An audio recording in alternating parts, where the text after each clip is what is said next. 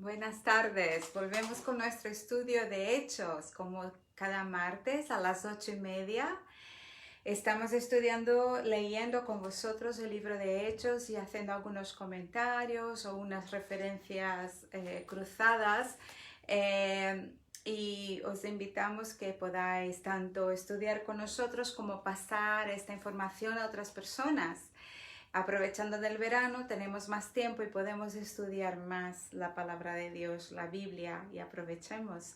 Estamos ahora en una fase del libro en que la iglesia empieza a esparcirse y personas, mujeres y hombres como tú y yo empiezan a transformar el mundo. Entonces, hoy estamos estudiando la segunda parte del capítulo 13.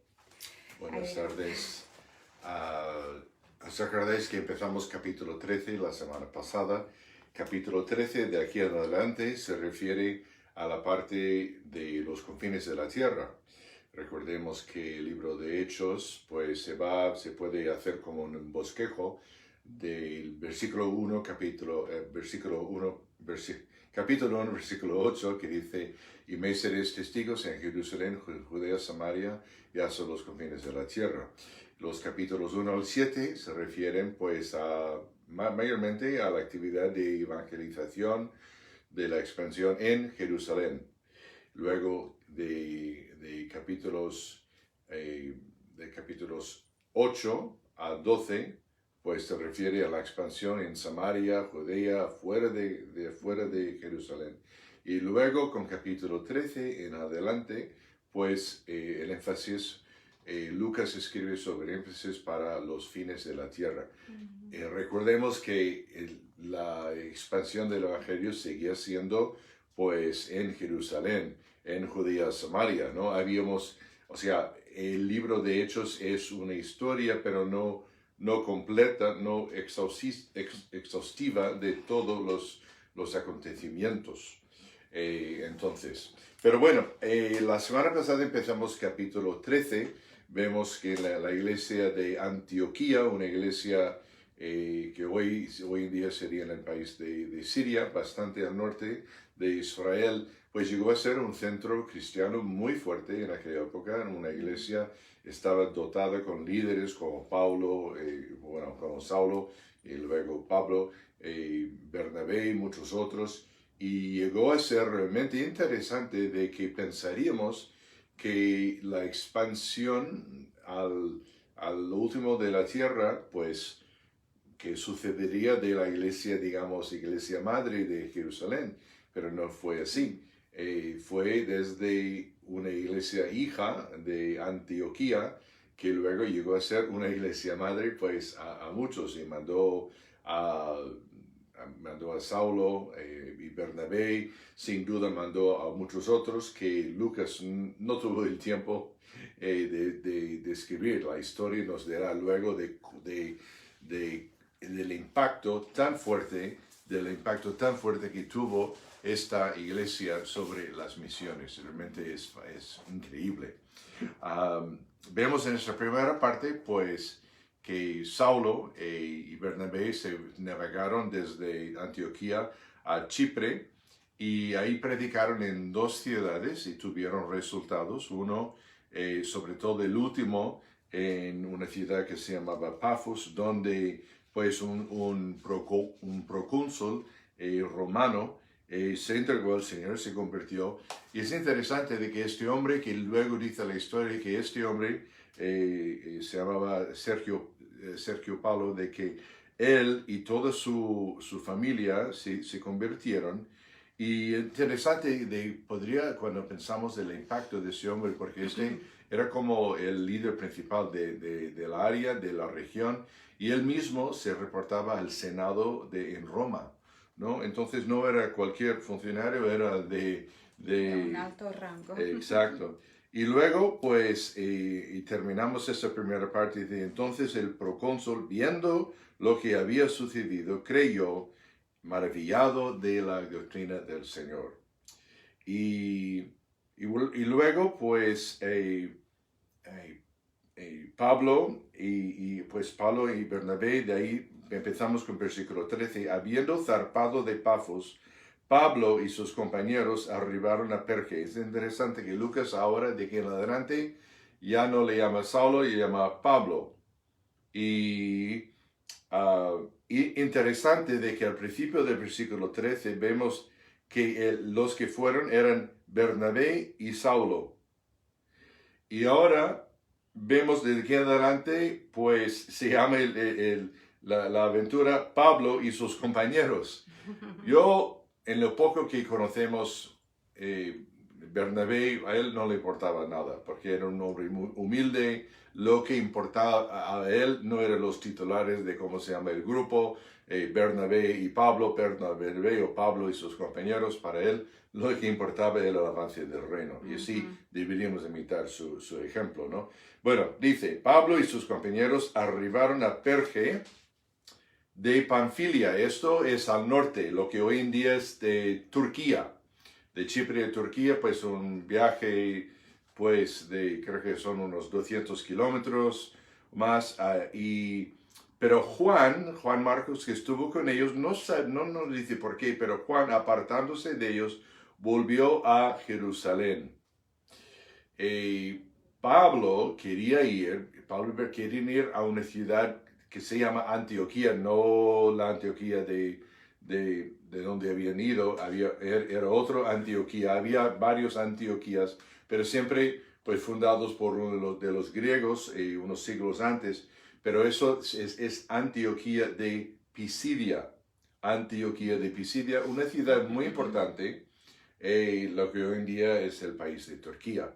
Y interesante que esta ciudad, como en todos los lugares donde Pablo fue a fundar iglesias y predicar y dejar discípulos en grupos como iglesia, eran centros muy estratégicos de comunicación, o de comunicación por transporte de carreteras romanas o distintos centros comerciales. Esto, pues, de Antioquía de Pisidia llegó a ser, pues, en un centro militar.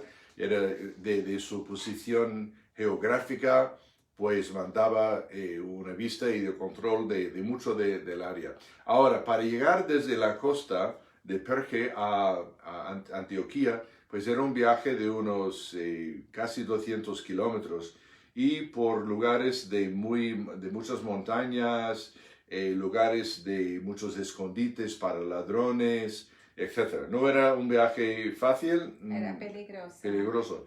Y quizás eso fue una de las razones que Juan Marcos pues decidió pues volver. No sabemos, pero bueno, les abandonó a ellos dos. Ellos, pasando de Perge, llegaron a Antioquía de Pisidia, entraron en la sinagoga un día de reposo y se sentaron. Recordemos de que en todas estas ciudades vivían colonias de judíos que habían salido de Jerusalén, habían salido de Israel, en lo que se llama la diáspora, en las distintas por los siglos, por las persecuciones, por las guerras, tal, pues salieron, pero ahí mantuvieron no tuvieron templos como tenían en Jerusalén, pero sí tienen las sinagogas, que era una especie de iglesia donde se reunían para orar, para adorar, para su culto a Dios. Y interesante la estrategia de Pablo y de Bernabé. Pedro también lo hizo, o sea, de ir. Sabemos que luego predicaron a los gentiles también, pero cuando llegaron a un lugar así, el primer lugar donde fueron, casi sin excepción, eran a las sinagogas para predicar, porque tenía mucho en común con ellos, y eso vamos a escuchar en el sermón de Pablo. Después de la lectura de la ley y de los profetas, los principales de la sinagoga mandaron a decirles: varones, hermanos, si tenéis alguna palabra de exhortación para el pueblo, hablad. Puerta abierta, ¿no? Una oportunidad. Una oportunidad. Y entonces Pablo, levantándose, echa señal de silencio con la mano y dijo: varones israelitas y los que teméis a Dios, oíd. Vemos que este tipo de sermón Pablo jamás predicaría en Roma delante de los paganos griegos, no. Pero él sabe, conoce su audiencia y él quiere relacionarse a su audiencia. Y dice: varones israelitas y los que teméis a Dios, Oíd, el Dios de este pueblo de Israel escogió a nuestros padres y enalteció al pueblo, siendo ellos extranjeros en tierra de Egipto, y con brazo levantado los sacó de ella. Ahora, vamos a pausar aquí brevemente. Vamos a ver cómo este sermón nos va a recordar mucho de dos otros sermones. El sermón de Esteban, que Pablo escuchó. Sí, porque estaba ahí. Estaba ahí. Y Esteban también empezó con la historia de los israelitas y cómo Dios obró en medio de ellos. Muy interesante. Y luego vamos a ver lo mucho que tiene que ver con las predicaciones de Pedro. Y vamos a ver que hay muchos hilos en comunes y como debe de ser, porque predicaron el mismo evangelio. Se veía que era un discipulado, una enseñanza muy fuerte entre los discípulos, uno enseñando al otro. Exacto. Y recordemos que también que Pablo, siendo fariseo, siendo instruido a los pies de Gamaliel, él tenía un conocimiento del Antiguo Testamento impresionante. O sea, hasta Pedro, que era un pescador, pero había tenido instrucción y él sabía muy bien, pues Pablo, digamos, aún más. Mucho más, sí. ¿Sí? Entonces, versículo 18. Y por un tiempo como de 40 años los soportó en el desierto, y habiendo destruido 7 naciones en la tierra de Canaán, les dio en herencia su territorio. Después, como por 450 años, les dio jueces hasta el profeta Samuel. Y luego pidieron rey, y Dios le dio a Saúl, hijo de Cis, varón de la tribu de Benjamín, por 40 años. Quitado este, les levantó por rey a David, de quien dio también testimonio, diciendo: he hallado a David, hijo de Isaí, varón conforme a mi corazón, quien hará todo lo que yo quiero. De la descendencia de este, y conforme a la promesa, Dios levantó a Jesús por Salvador a Israel. Pablo, tal como Esteban, tal como Pedro, pues relacionando los eventos. La historia bíblica, la historia del pueblo de Israel. Exacto, y relacionando a Jesús, porque claro, Jesús es el centro de la Biblia. Jesús dijo, vosotros escudriñáis a las Escrituras porque ellas hablan de mí, ¿no? Jesús, cuando estuvo en el camino a Emaús con los 2 discípulos, él empezó desde los profetas, desde la ley, los Moisés y los profetas, y enseñándoles de cómo los distintos escritos, o sea, todos apuntaban a Jesús, ¿no? Dice versículo 23, de la descendencia de este, y conforme a la promesa, Dios levantó a Jesús por Salvador a Israel. Antes de su venida, predicó Juan el bautismo de arrepentimiento a todo el pueblo de Israel. Mas cuando Juan terminaba su carrera, dijo: ¿Qué pensáis que soy? Yo no soy él. Mas he aquí viene tras mí uno yo no soy digno de desatar el calzado de los pies. Varones y hermanos, hijos de linaje de Abraham, y los que entre vosotros teméis a Dios, y vosotros es enviada la palabra por esta salvación. Porque los habitantes de Jerusalén y sus gobernantes, no conociendo a Jesús, ni las palabras de los profetas que se leen todos los días de reposo, las cumplieron al condenarle. Y sin hallar en él causa digna de muerte, pidieron a Pilato que se le matase. Y habiendo cumplido todas las cosas de que él estaban escritas, quitándolo del madero, lo pusieron en el sepulcro. Mas Dios le levantó de los muertos. Y él se apareció durante muchos días a los que habían subido juntamente con él de Galilea a Jerusalén, los cuales ahora son sus testigos ante el pueblo. Y nosotros también os anunciamos el evangelio de aquella promesa hecha a nuestros padres, la cual Dios ha cumplido a los hijos de ellos, a nosotros resucitando a Jesús, como está escrito también en el Salmo 2: mi hijo eres tú, yo te he engendrado hoy.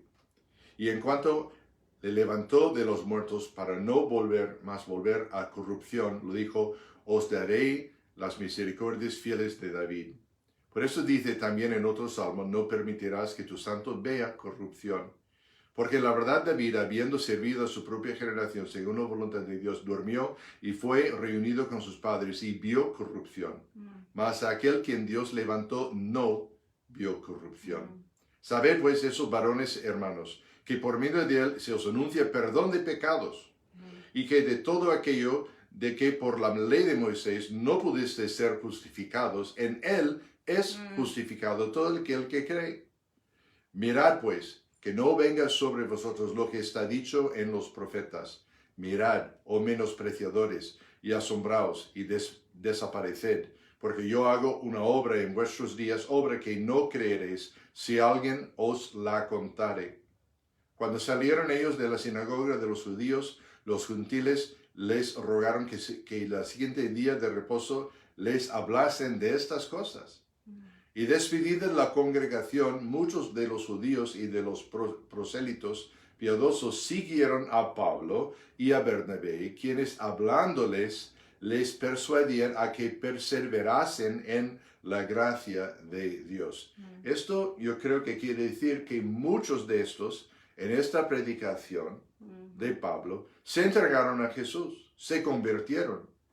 Porque no se puede, Pablo se está animándoles a que perseveraran en la gracia de Dios, pues entonces tenían que... Recibieron la gracia de Cristo, tendrían que tenerla. Exacto. Entonces, versículo 44. El siguiente día de reposo se juntó casi toda la ciudad para oír la palabra de Dios. No sabemos cuánta gente, miles de personas, era una ciudad bastante importante, no sabemos cómo era la población, pero podemos imaginar pues una multitud muy, muy grande. Dice, casi toda la ciudad para oír la palabra de Dios. Pero viendo los judíos, la muchedumbre, se llenaron de celos y rebatían lo que Pablo decía, contradiciendo y blasfemando. No habría sido la última vez de Pablo y otros serían perseguidos por los mismos judíos. Recordemos que una semana antes muchos de ellos pues habían recibido a Jesús, se habían entregado a Jesús. Y recordemos de que en esta zona de hoy en día es Turquía, es la provincia de lo que es Galacia. Y más tarde Pablo escribiría una carta a los Gálatas, ¿no? Entonces estaba escribiendo a iglesias, a varias iglesias por toda la provincia de Galacia, y esta en Antioquía de Pisidia, pues dejaron una iglesia fuerte. De hecho, hoy en día, han hecho excavaciones en las ruinas y encontraron pues edificios de iglesias del siglo V, del siglo IV. Pues claro, en ese tiempo de Pablo, pues no, las iglesias se reúnen en casas. Entonces Pablo y Bernabé, hablando con denuedo, dijeron, a vosotros a la verdad era necesario que se os hablase primero la palabra de Dios, mas puesto que la desecháis, y no os juzgáis dignos de la vida eterna, he aquí nos volvemos a los gentiles. Wow.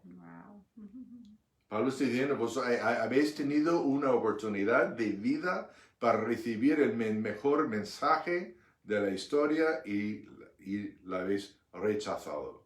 Así, cuidaos porque Dios os va a rechazar también. Así es. Versículo 47, y quedamos muy poco para terminar. Porque así nos ha mandado el Señor diciendo, te he puesto para luz de los gentiles, a fin de que seáis para salvación hasta el último de la tierra. Los gentiles, oyendo esto, se regocijaban y glorificaban la palabra del Señor, y creyeron todos los que estaban ordenados para la vida eterna. Y la palabra del Señor se difundía por toda aquella provincia. ¿Cuántas veces hemos leído estas palabras como, y los discípulos se multiplicaron en gran manera, y la palabra creció, y aquí las iglesias se multiplicaron, ¿no? Y la palabra del Señor se difundía por toda aquella provincia. Lo que sucedió ahí mismo en esta ciudad, pues era como pues tirando una piedra grande en un lago, y luego había las secuelas, ¿no? Después. Entonces yo creo que salieron de aquí pues los que iban a predicar a otros lugares. Pablo y Bernabé no fueron y de todas las iglesias que establecieron, pues no todas fueron establecidos por ellos, eran discípulos de aquí, de esta ciudad y de otras. Bueno, pero los judíos instigaron a mujeres piadosas y distinguidas y a los principales de la ciudad y levantaron persecución contra Pablo y Bernabé y los expulsaron de sus límites. Ellos entonces, sacudiendo contra ellos el polvo de sus pies, llegaron a Iconio. Es lo que Jesús dijo a sus discípulos, ¿no? De que si vais a un pueblo y os rechazan, pues salís del pueblo y sacudiendo el polvo de las sandalias, ¿no? Sí. y ellos, pues, exactamente lo que hicieron. Y luego llegaron a Iconio. Ya veremos lo que sucede en Iconio la semana que viene, Dios mediante. Y luego terminamos este capítulo emocionante con las palabras. Y los discípulos estaban llenos de gozo del Espíritu Santo. A pesar de la persecución. Eso. Ellos se sentían indignos de ser perseguidos por el nombre de Jesús. Es como que era un privilegio. Y debería ser también para nosotros un privilegio cuando alguien, no sé, se ríe de nuestra manera de ser. Se hace burla. un privilegio, se burla. Porque estamos representando bien. Porque es... viendo el mundo y los valores que vemos a veces alrededor nuestro. No todas las personas son así, pero muchas lo llevan a un lado de, no una persecución, pero riéndose de nosotros y todo más. Rechazo, lo que sea. Rechazo.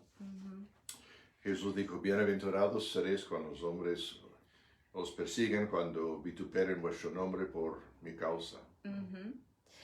También me gusta la manera con que Pablo, como dijiste antes, adaptaba la manera de explicar las verdades del Evangelio dependiendo de la gente que estaba escuchando.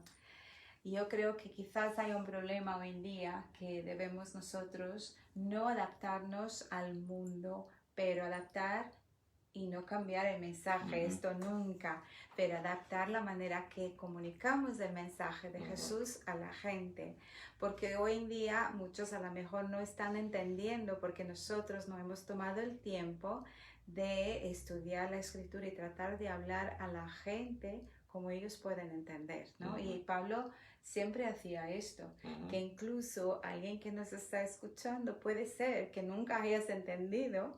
Y nos gustaría decirte que Dios es un Dios personal, que quiere tener una relación de padre, hijo y hija con nosotros. Y hay que dar ese paso y pedir a su Hijo, Jesús, que venga a vivir en tu corazón y empezar por ahí una relación de padre e hijo con Dios. Y eso es lo que ha pasado con nosotros. Es como en esta historia de cuando los gentiles en esta ciudad, cuando Pablo puso el mensaje para ellos también diciendo, mira, de lo que estamos predicando a los judíos también, Dios os ofrece a vosotros también, pues se regocijaron, ¿no? Porque yo creo que ellos se sintieron su necesidad de perdón. Porque es una necesidad humana, claro. No es de un pueblo, es de todos. Y quizás ellos habían sido, pues se sentían que no, eso no era para ellos porque no eran judíos. Y luego pues dijeron que recibieron la palabra con gozo, ¿no? Siempre con gozo. Y Zaqueo. No hay otra manera de recibir la palabra de Dios en tu vida si no es con gozo, porque si no tienes el gozo, recibes junto con la palabra. Exacto. Y ya no hay otra manera de vivir sino con el gozo del Señor. Zaqueo, por ejemplo, cuando Jesús le dijo que Jesús se invitó a sí mismo a su casa, no voy a ir a tu casa, y Zaqueo viene y dijo, le recibió con gozo. ¿Cómo vas a recibir al Señor Jesús? Sea tu casa o más aún tu corazón. Y no hay otra manera de recibirle sino pues con gozo, ¿no? Con gozo. Y es como dijo Mara, que si tú no has experimentado esto, quizás has experimentado muchos años de religión, de asistiendo a iglesia y muchas cosas, los cuales son cosas buenas, pero erramos pensando si esas cosas buenas nos pueden dar lo que solamente Dios nos puede dar en su gracia, ¿no? Solamente cuando nos damos cuenta de que somos pecadores, cuando realmente que estamos separados por Dios por nuestros pecados y que nos damos cuenta que hay una consecuencia de eso, de pasar la eternidad sin Dios. Y reconocer que si Dios en su amor mostró su amor para con nosotros, en que siendo aún pecadores, Cristo murió por nosotros. Y cuando estamos dispuestos a dejar todo atrás y cuando le recibimos a Jesús como Señor y Salvador, pues un cambio increíble sucede. Y eso no es cambiar de religión, no No. es empezar a ser una cosa, dejar de ser otra. Obviamente nosotros siempre animamos a la gente que se agrupen con otros de la misma fe para estudiar la palabra, para celebrar el gozo que tenemos todos, porque os digo, recibes al Señor, recibes paz y recibes gozo. Es como un regalo entero, es una caja, Jesús es esta caja y con esta caja viene llena de otras bendiciones que no podemos enumerarlas todas, que son muchas. Así que lo hemos hecho, la única cosa que cambiaría es que hubiera hecho aún antes de mi vida para tomar decisiones más sabias, un poco más antes.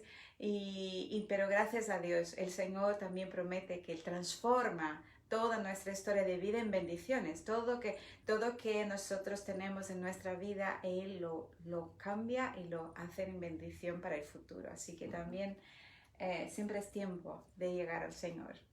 Y quisiera avisar también, porque estamos hablando de otro tema, pero está todo relacionado, porque el sábado a las 10 de la mañana por YouTube y puedes ver un vídeo que estamos haciendo una serie sobre ¿cómo lo hemos llamado? ¿Qué nos depara el mañana o el futuro? A ver si lo hago bien. ¿Qué nos depara el futuro? ¿Vale? Que es un poquito de leer quién es Jesús en la historia y qué Dios nos ha prometido, las promesas ya cumplidas y las que por cumplir todavía. Y algunas que estamos viendo, algunas cosas delante de nuestros propios ojos en lo que está pasando ahí afuera. Así que os invitamos, son también media horita con nosotros, pero vienen con muchos enlaces, con muchos recursos, porque es un tema muy amplio y queremos que vosotros podáis estudiar en casa también con un devocional diario, así que esperamos veros el sábado por la mañana en el canal de YouTube. Bueno, pues sin nada más, pues nos despedimos de este día. Y pues que tengáis un resto de buena semana en lo que nos queda. Y vamos a orar así terminar. Y hoy pues sin duda habéis oído de la tragedia de esta explosión. Acabamos de oír, ¿no? Sí, y en Líbano, en Beirut, vamos a orar por... Líbano.